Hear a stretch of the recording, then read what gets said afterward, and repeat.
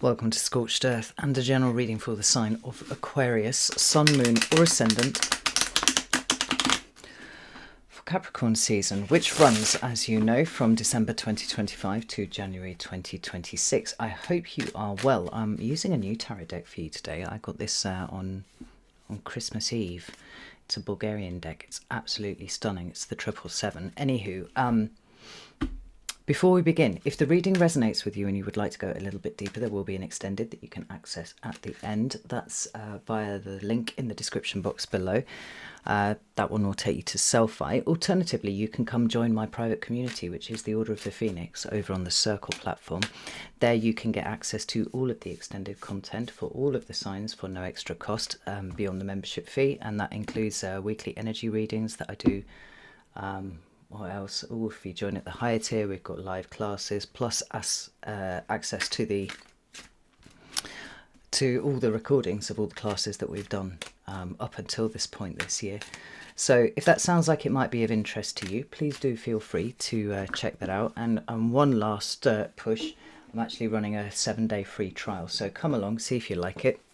If you do, stay. If it's not for you, then that's all cool, you know. Nothing lost. So let's have a look and see what's going on with you, Aquarius. Now, where I would usually put the what do we call it, the recent past here, which is usually, you know, any time in the last 6 weeks, this part has actually been functioning somewhat like a retrospective over the year of 2025. So I'm pulling out some extra cards on account of that, but I'm also going to pull out extra cards for present and Capricorn season generally energy too, just to lay out for you what we're doing. So let's have a look. We have got the 7 of Pentacles on its side there, with the 6 of Swords. That's an Aquarius card right there. And the Ace of Swords. Interesting. Wow. Interesting, but also a bit of a pain in the arse. I'll explain why I say that in a minute. What about the current energy for Aquarius, please? 6 of Wands. Beautiful. Oh, I'm very much in alignment. I will tell you about that in a second. 6 of Wands. We also have the High Priestess. She bounced out there. And what do we have here? We have the 10 of Swords. Amazing. And what about the rest of Capricorn season, please? We have the 8 of Swords with the Page of Swords and the Tower. Well, okay. I actually view that as a really rather good thing. I'm kind of eyeballing that eclipse that's coming up, Aquarius. The first of the eclipses that we're getting, even though the nodes aren't moving into the Aquarius Leo axis yet, and that's not going to happen till about July. We've got the first eclipse of that cycle happening early, so we've got the 6 of Pentacles at the bottom of the deck, and yeah, maybe there might be some need for that. Anyway, the point of me telling you about the eclipse is I really do think that this one is going to be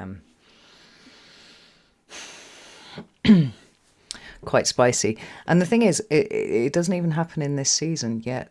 So I do feel like whatever process has been going on over here is still happening here. It's getting an injection, an infusion, if you will, of some further energy ahead of the season that's going to see so many things coming in. You know,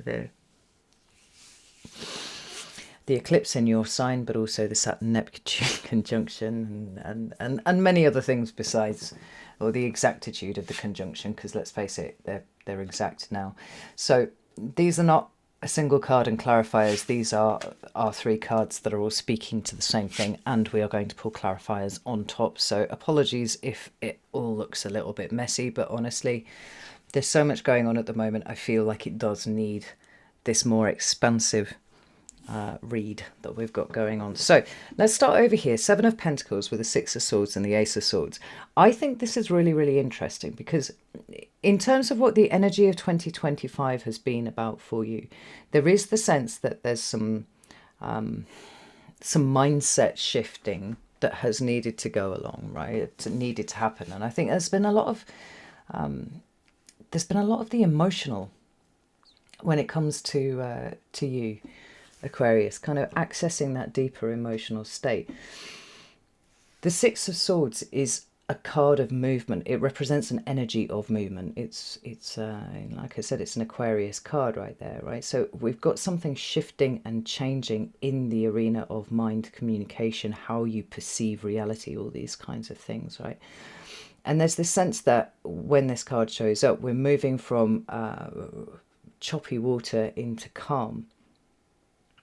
Except the funny thing is here in this particular card, and let me hold this up so you can get a sense of that, we seem to have you going alongside the choppy water, right? We've got the calm water at the back there, but it's along this edge, it's along the edges that we've got the biggest amount of movement. And it's a case of having to try and sail very close to the wind. Do you know what I mean, Aquarius? With yourself. That, you know, the water is a dominant symbol in the card for this one as well. So we've got the emotions showing up there, right? We're trying to navigate a clear course through.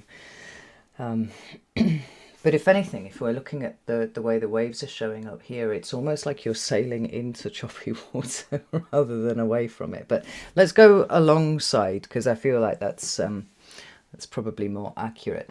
And we have the Ace of Swords here. Now, the Ace of Swords is quite simply, more often than not, the truth. I like the Ace of Swords, but I particularly like the dynamics between a shifting of energy from the Ten of Swords to the Ace. If for no other reason than it represents an end to suffering, right? And it's the suffering that's caused by our own perceptions, our own expectations, our own worldview. And whereas, you know, with some of the other tens, we've got that desire of not wanting to let something go. With the Ten of Swords, it's like, yeah, we are quite literally on our knees ready for this to shift. We don't want it anymore, thank you very much. And what we get is very sharp, very incisive insight into something that certainly in this card has a feeling of something sort of bittersweet. You know, that sense of having quite literally seen the light over something is very strong here.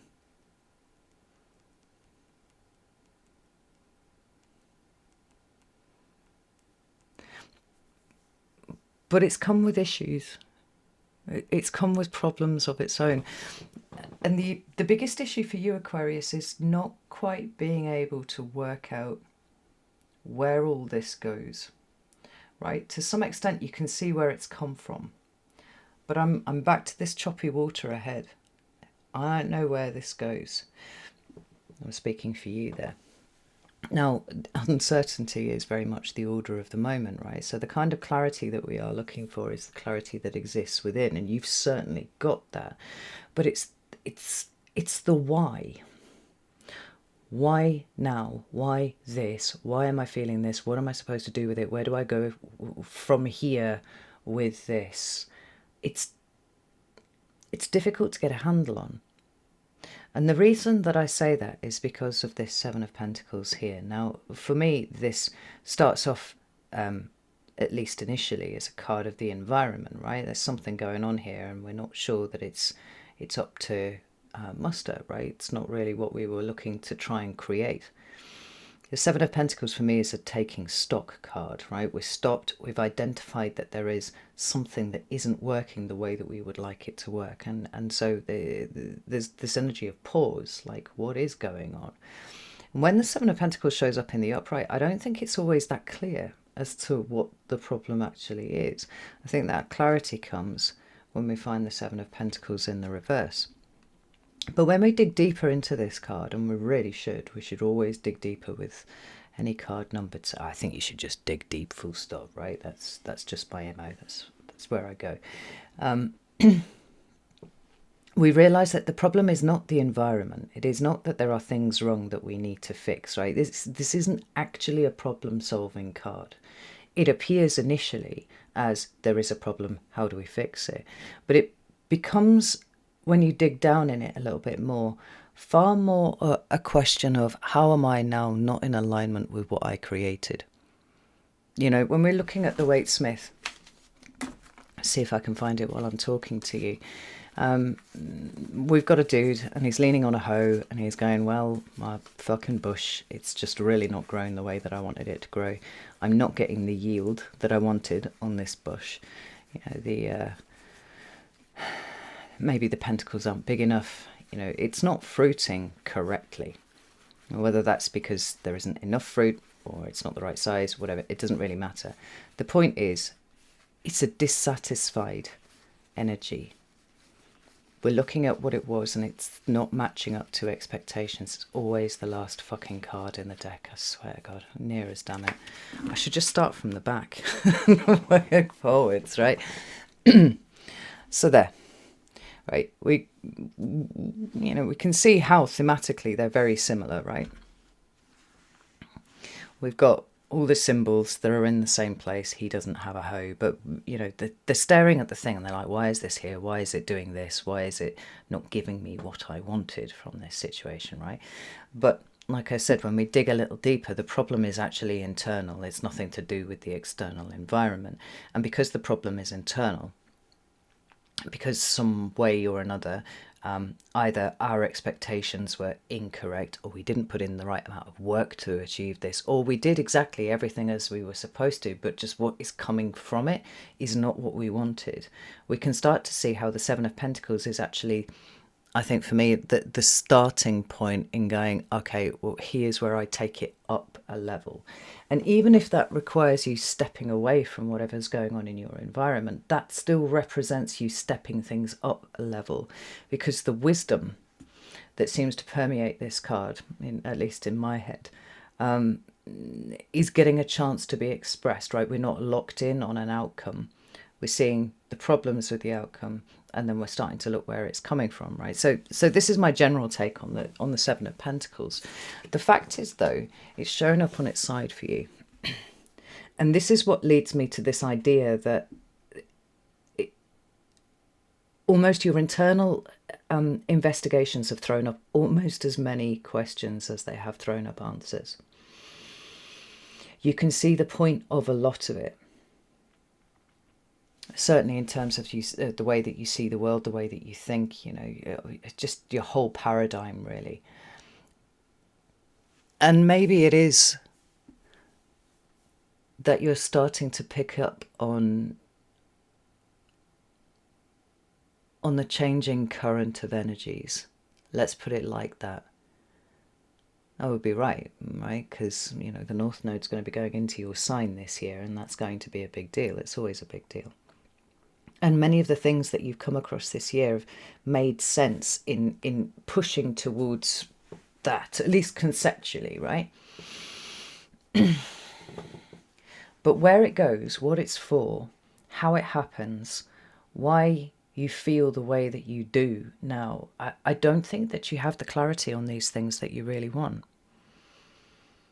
You certainly don't have any certainty about any of these things moving forwards, but it's like something so very fucking clear and it's not clear at the same time. That's what's really striking about this. You know, there's something almost judgment-like about that Ace of Swords there. And we've got this bright light behind it, and whether that's a star or whether that is, you know, an eclipsed sun suddenly, you know, bursting into view again. It's difficult to tell, but the sense that you are headed towards that, a kind of singular truth that makes sense and makes no sense simultaneously. Let's get some clarifiers out. Tell me about this set of cards here, please. Right, so we have the Seven of Cups, which is nice, but we in reverse, but we also have the Knight of Pentacles in reverse. I have the Queen of Cups in reverse. Let's get one more for that. And the Fool in reverse. Wow. And look at that. Yet again, the Ace of Swords shows up, but it's in the upright here. This is what I'm talking about the level of confusion about this year. We like to think by the time we get to the end of the year that everything's kind of tucked up, right? Particularly in a universal year 9, as we have been in this year. It's like everything's tucked up, yet we're all, cracking the knuckles and getting ready for starting everything about 2026. And to be fair, I don't get a sense of that being the prevalent energy for anyone at the moment, but certainly not for you, because there's a truth here. You've happened upon it. It's there, and it's standing as clear as day. But there's an awful lot missing from the equation. Now, I'm pleased to report that we have a certain amount of emotional clarity, which is probably the most important thing for you to have right now. But it's it's where the emotional clarity exists, but we can't really make any sense of it. Like, what the fuck does that even mean? It feels like those things should be opposite. It feels those things shouldn't really be happening in tandem, because surely one would negate the other, and that's not at all what's happening here. The Knight of Pentacles in reverse is interesting. The other Pentacles card up here being on its side as it is, because I do think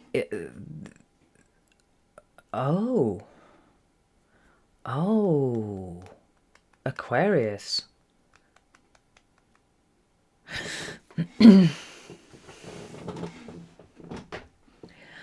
I think the only confusion here is the confusion that you are creating for yourself, that you have created yourself about what 2025 could actually have meant. Why do I say that? Because we get a sense here of someone who is seeing the big picture,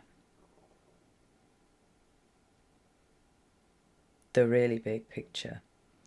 And emotionally, maybe even subconsciously, there is a sense of having aligned with that. Does it feel like duty and purpose and meaning and all those kind of things? Yes. Do we have any fucking idea, any level of detail at all about what they might be? No. Well, that's fine, because all that would do is put us into this state of waiting, almost. But the thing is, you're not waiting, Aquarius. You are hesitating. Why do I say that you're hesitating? Because I don't feel like you are accepting what you have subconsciously and emotionally already aligned to, because it feels too big. Now, I know that that's a strange thing to say to an Aquarius, right? Aquarians are full of the big picture of everything, right? Apart from themselves. There's an emotional resistance here. Well, it's not an emotion. Yeah, it is. It's kind of is and it's not. There's a resistance here to what you have felt. Right? It's almost like your subconscious has presented you with the fact that it has aligned with the bigger picture. That makes sense. It's happy with that. And you seem to be consciously resisting it, even though you know it to be the truth. And why are you doing that? Because it involves you, Aquarius. And I just don't think that you feel like you want to take center stage like that. This is why this Queen of Cups is in reverse. Sideways card here. 8 of Pentacles. Oh, and the Magician. It's popped out the right way up. We like that. Half of you feel like you're making shit up. I don't think you're making shit up, but I think that this is part of how you are talking yourself out of something at the moment, right? About the whole meaning of 2025 for you. It's just like, oh no, I'm just inventing stories for myself. And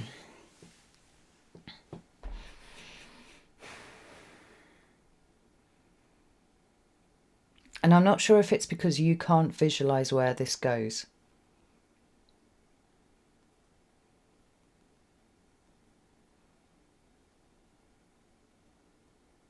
Because realistically, although you're always looking at the horizon, Aquarius, like as a baseline minimum, you're always looking at the horizon.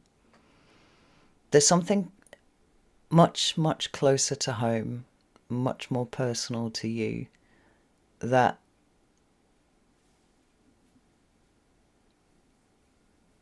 you can feel coming.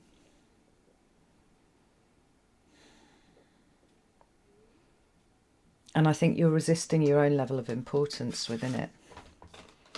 You don't like that. You don't want to be. It's this difficulty around the idea of being seen. Like Six of Wands, it's Jupiter and Leo, right? It's that big everybody look at me energy, you know, for which your opposite sign is famed. Aquarius doesn't want to get into the middle of everything and be seen by everyone, and there's almost something about what's been flagging up here for you that says, no, that's exactly what you're going to do. And you're like, well, no, that can't be true, that can't be right, because I don't involve myself like that. Like the Magician and the Three of Pentacles here feels to me like you are far happier to work with the out there ideas with other people that have a kind of collective vibe to them, but not those that have the sense of individual purpose around it, because you've had something come in. Now, I don't like the word download. I think it's too digital. I think it's a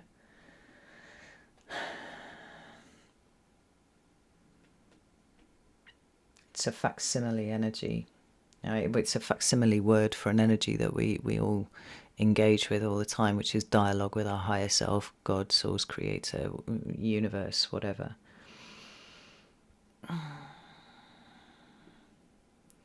But some way or another, there have been insights that have come in that have shown you just how important your next moves will be, and you feel like you're in resistance mode. Like, yes, if I was doing it en masse with a lot of people, if I was, in fact, perhaps encouraging other people to do that, to take the center stage, then that would be fine. But that's not my path. I don't want that to be my path, because there's something scary about that. Like, I feel like a wholesale rejection of that which has come through to you. How could it possibly be you?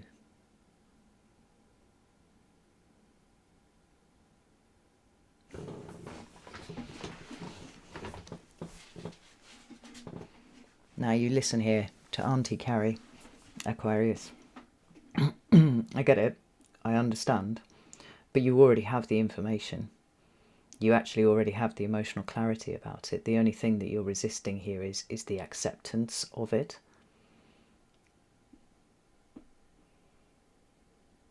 Because if you accept it, then you have to do it. And for you to accept it, you have to consider yourself to be more important than you are comfortable in allowing.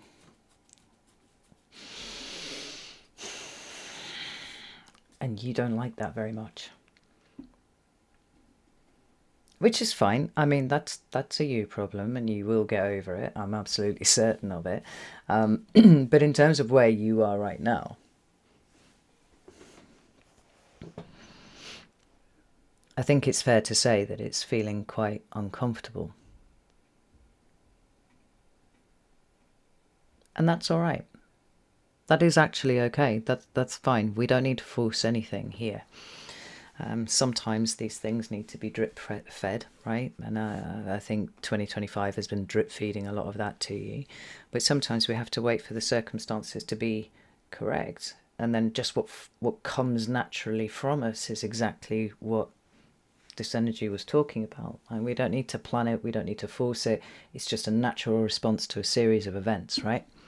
So when we come into your current energy, we've got the Six of Wands, the High Priestess, and the Ten of Swords. And I thought that was really interesting, because when I did the meditation before I started your reading, as I do before I do any tarot reading at all, just kind of scouting around and trying to connect to your energy, the one thing that I became acutely aware of was my own heartbeat, which is not something that I, particularly pay that much attention to.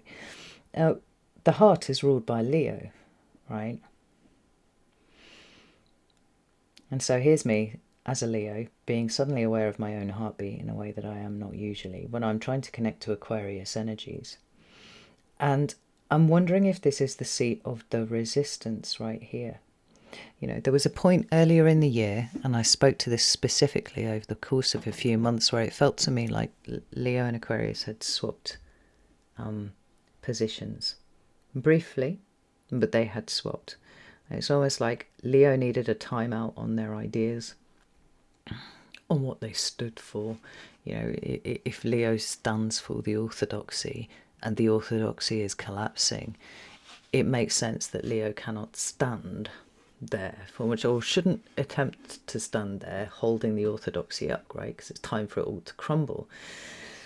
But if everything's crumbling, if everything's breaking apart, if everything is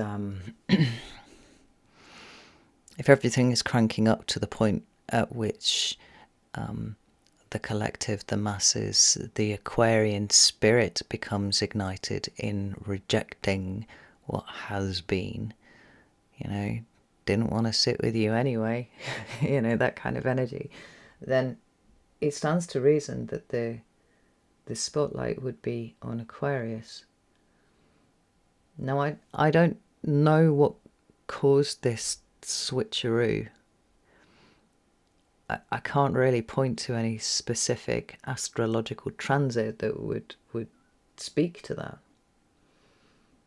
Safe to say that I felt that it happened, and a lot of you felt like it had happened too. Now, I think once Leo season hit this year, it started to come back to where we were more comfortable with it, right? So Leo was, come back from their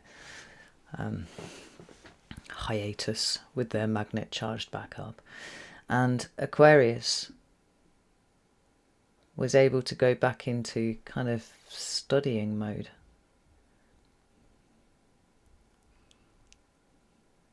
And the weird thing is here, Aquarius, it's almost like this time you're not switching places.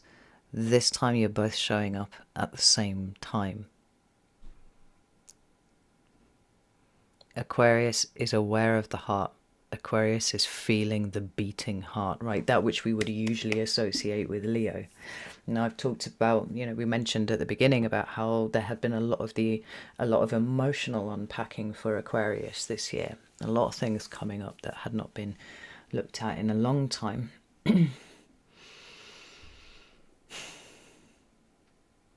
As you, Aquarius, have become more connected to your own heart and your own spirit and your own emotions.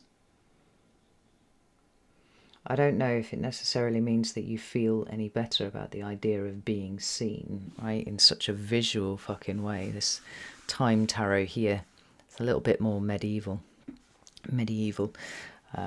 versus this one.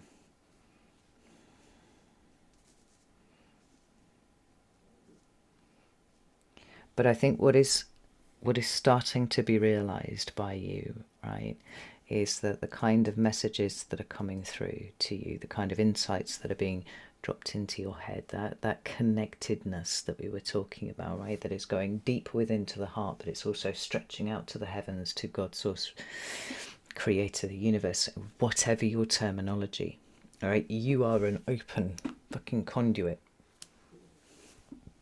And if you are an open conduit and you know things, right, and the High Priestess always knows things because this energy is starting to run through her, there's a sense that the Six of Wands is it's the need not to be silent about this. Like, High Priestess energy is, she is a silent witness quite often to things, right? She doesn't volunteer information. She is an oracle. She is consulted. But you have to come correct. You have to come, with all of your questions in the right order, with the right kind of dedication, whatever it is. And only then will she give you the information. Well, the fact that she's here means you're getting the information. And part of that is not staying silent. You don't get to critique from the sidelines, is what it feels like, Aquarius. Now, it's really interesting. We have more swords here, and we have the Ten of Swords. Here it is. Stunning card, I think. I think this whole fucking deck is absolutely extraordinary. just saw it in a local bookshop in the city, and I was just like, you're coming home with me. And the only card I could see was actually the High Priestess, which was the front of the box. And I was like, yeah, no, she looks good. She's coming. Anyway, I have described the whole of the Suit of Swords as a lurch towards cognitive crisis. And although that sounds a little uncomfortable, if you think about it, this is what causes our minds to evolve. It's what causes us to grow out of the kind of rigid thinking of our youth. Rigid thinking of our parents, from youth, and start to strike out and experience the world a little bit differently. That's the first set of cognitive crises, is realizing you're a separate entity to your mother, right? And these little developmental leaps, as they're called, as humans are developing, they're cognitive. They don't tend to be physical. And the brain plays such a crucial role in this, right? The difference between the physical strength of a baby that stands up and starts walking on a Wednesday versus what it was on the Tuesday preceding, it's nothing. What's happened is there's a level of brain coordination that's gone on, right? So mind and body are talking, and the mind says you can do this, and the baby just starts doing it, right? Or even whether it's just completely instinctive, whatever, it doesn't matter. The cognitive crises, what I'm trying to say, is how we change our mind, how we grow, how we start to accept things that we did not accept before, how we refuse to accept things that we did accept, even if it was grudgingly before. It's how we change our view of the world and how we change what we think. And it's connected to visibility for you, Aquarius. Actually, know an Aquarius who said, I would prefer to do the kingmaker thing. I whisper the advice in the ears of the king. We're not supposed to be the king. And I was like, yeah, no. No, I hear where you're coming from, but not in this instance. It's almost like a united front or a unified field of this air and fire coming together. Tell me about this set of cards. Yeah, look, 10 of Swords. Now, I don't think you're in cognitive crisis, Aquarius, but I do think the requirements of the mission are actually requiring you to change the way that you think, and almost like suck up the idea that in order to do what you are here to do, you're actually going to have to allow yourself to be seen. You're going to have to allow yourself to be successful in being seen. Right? It doesn't mean holding yourself forward as some sort of expert if you are not. But I do think that there are things that you are seeing now, perhaps by virtue of your ability to be able to, look into the future. But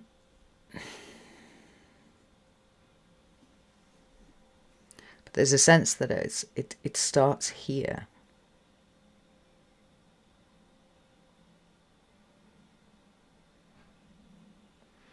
And the Emperor is a card of control, which sometimes it is. Definitely representing Aries energy, right?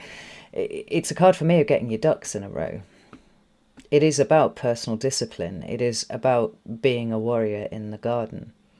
And that means not being complacent. It means quite literally having your shit together and not letting any fears or any past ways of doing things get in the way of what actually is required from you right now. Or at least the beginning process of this, the beginning movements of this.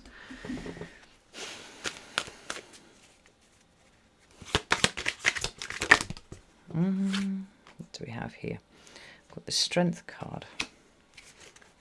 Another Leo card.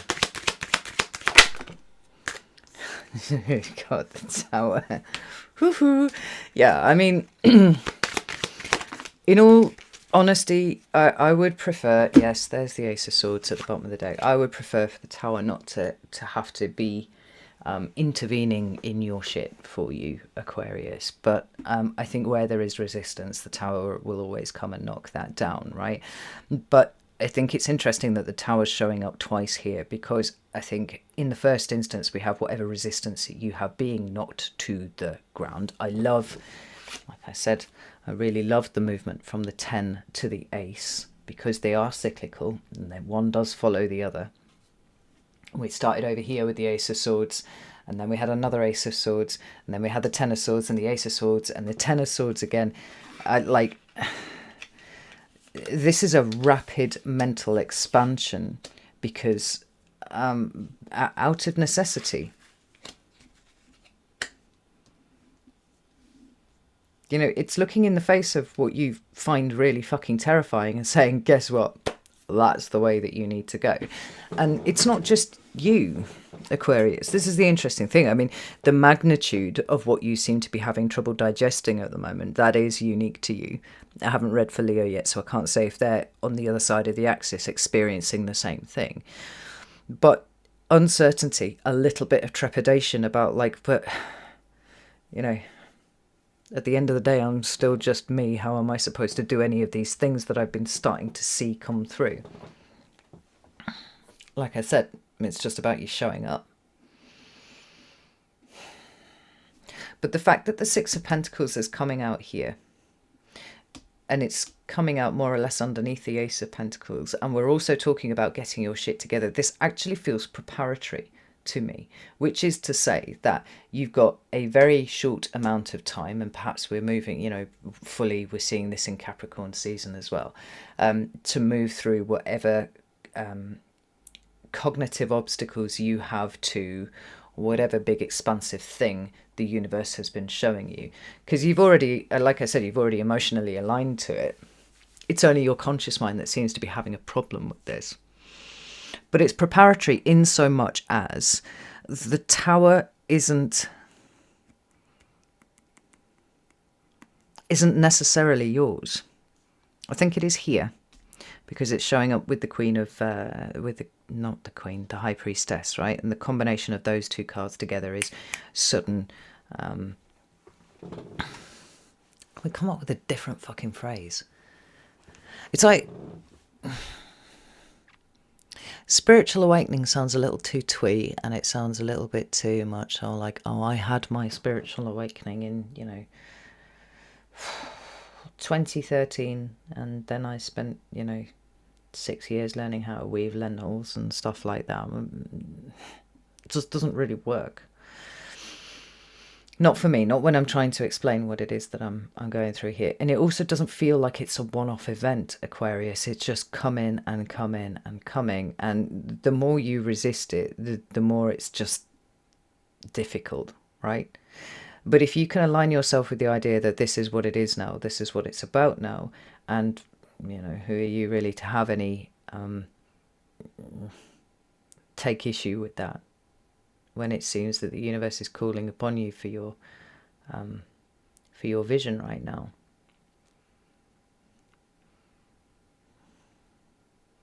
Then what we've got is somebody who is bravely facing their fears, if you want to read these directly, right? But also putting into place this balanced approach to whatever the fuck happens next. Because I think the idea of whatever the fuck might happen next is you know, that's probably a good general position for 2026. Like, we don't know, but we know it's going to be big. That's it.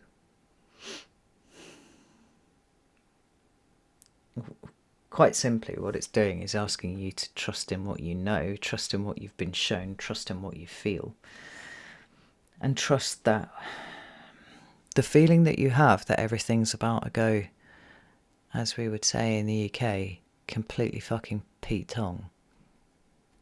Like, trust in that, and find a place to get easy with that in your heart. You know, but hold that easily in your soul. Of course, you know, Capricorn season here says, but Aquarius does not like that. Aquarius does not enjoy that as an idea. I don't know. I think it's a little bit of column A and a little bit of column B with you, right? Because we've got the Six of Pentacles here. but we've also got it showing up at the bottom of the deck over here, right? So the general underlying theme for the entire fucking reading is this: find the balance in yourself, right? It's Moon in Taurus. It is grounded emotions. It is working with what is real and not what you are afraid of. Now, obviously, the Six of Pentacles talks about other things. It talks about charitable acts and all sorts of things. But it's this idea of the balance, redressing a balance that is imbalanced or maintaining a balance that has been achieved, right? And holding that in place for oneself.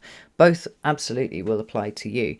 But here we see Page of Swords, Eight of Swords, and the Tower showing up, right?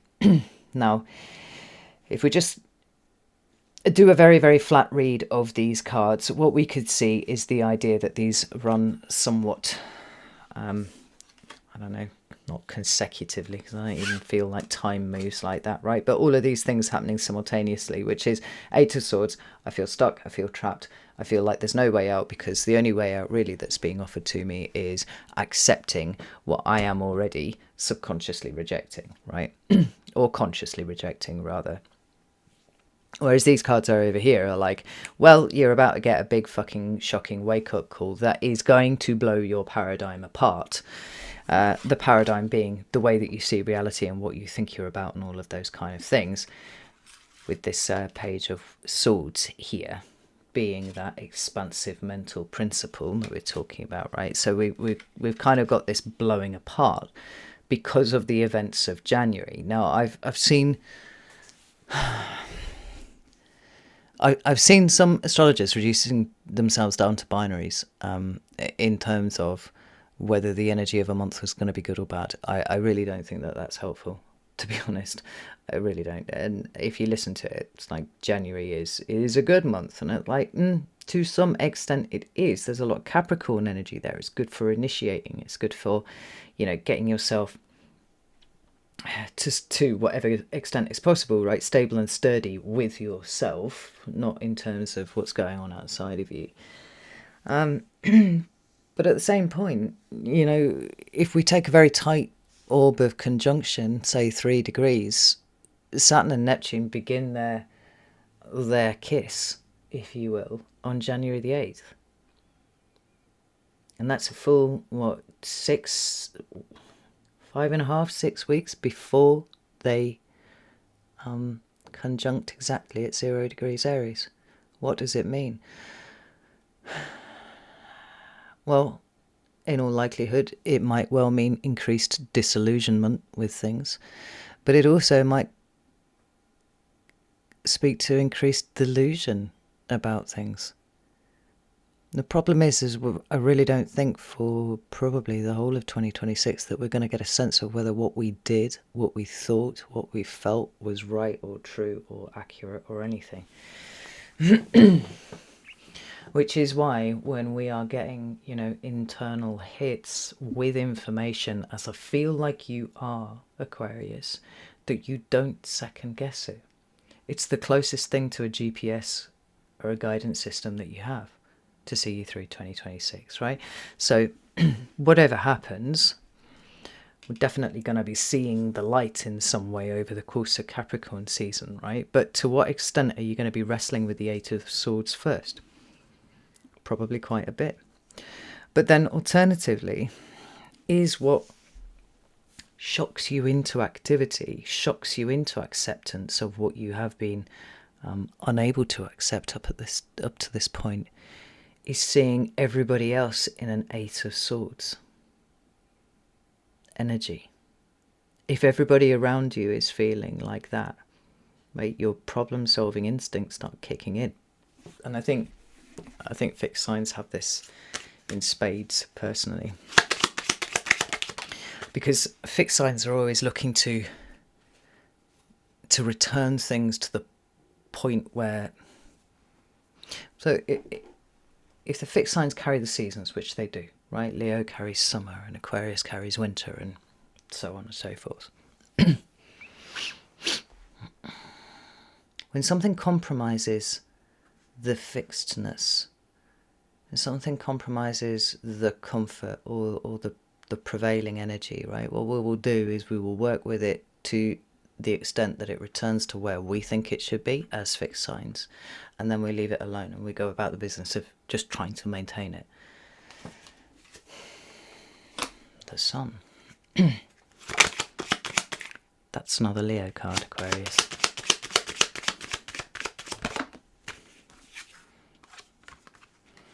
Yeah, I think Eight of Swords at the Eight of Wands at the bottom of the deck.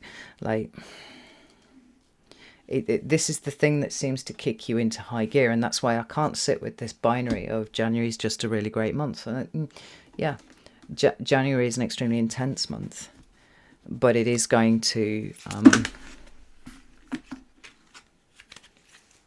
I've got some notes somewhere. It's going to get increasingly intense, and really from the 8th of January, we're starting to feel that closing conjunction. And we've still got Saturn in Pisces, so we've still got Saturn trying to crystallize things, trying to create things, trying to hold stability.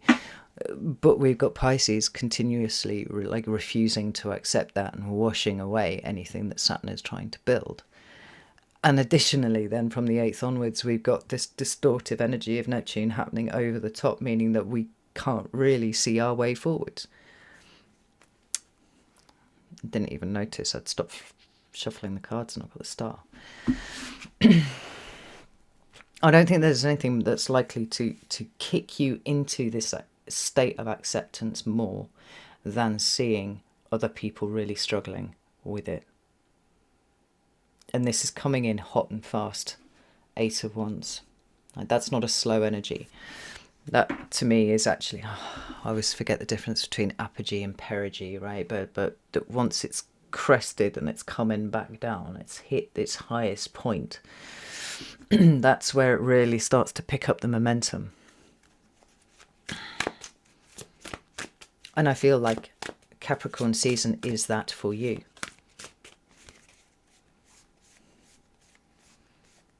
All just in time for the beginning of your season in late January. And all just in time to be putting you in alignment with the reason that you, Aquarius, are here in the first place. Alright, and this is this Nine of Cups. Yeah. These Nine of Cups here are more about emotional regulation than they are about, you know, one's wildest dreams coming true. I mean, look at this Four of Cups here, right? It's the thing that's standing in the way of your destiny at the moment. But if you think that it's going to remain there for long, like, well, of course it's not, because the needs of the masses are going to be tapping on your consciousness very quickly and saying, well, no, you just do the thing. No, another fucking Leo card there. Mars in Leo, Seven of Wands.